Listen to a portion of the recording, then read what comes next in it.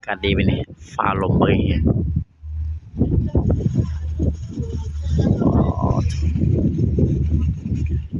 เอาเดเวียกงานหน้าเวียก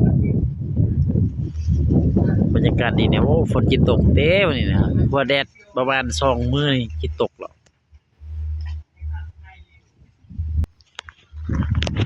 เดี๋ยวเวียกก่อน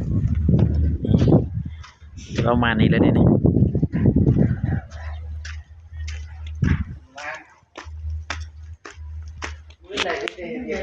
ทางด้านใน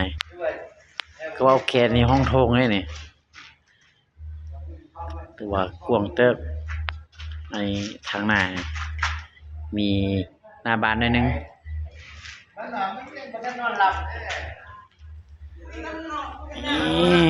โอเคโอเคโยอันนี้มันห้องอลิสาที่นี่ห้องอลิสาก็เริ่มเป็นหูเป็นหางนี่เป็นม่าน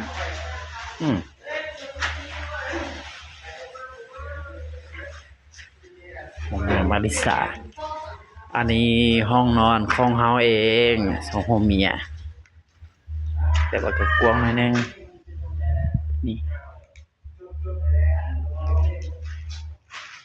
ห้องน้ำมันนี่โอเคอยู่โอเคอยู่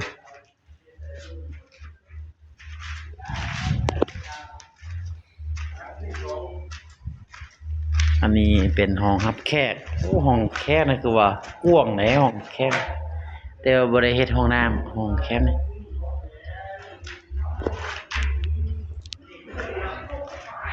มีห้องโถง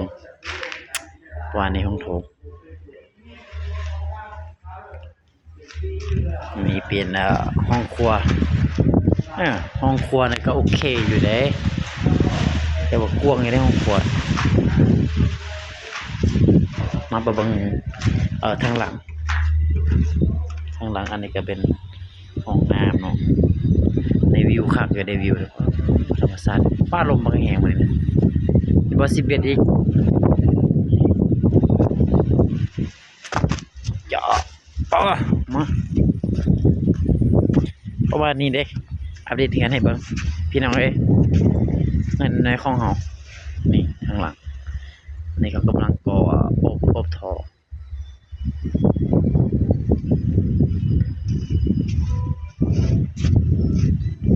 พาเบิ่งรายละเอียดกำลัง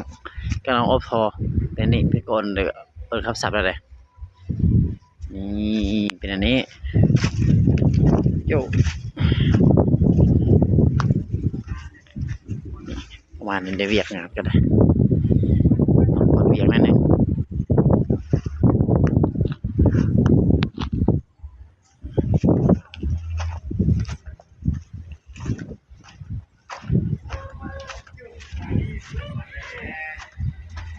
มานี่เด้มีหน้าบ้านนิดนึง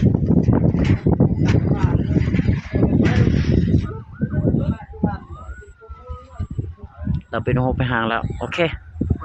เจอกันคลิปหน้า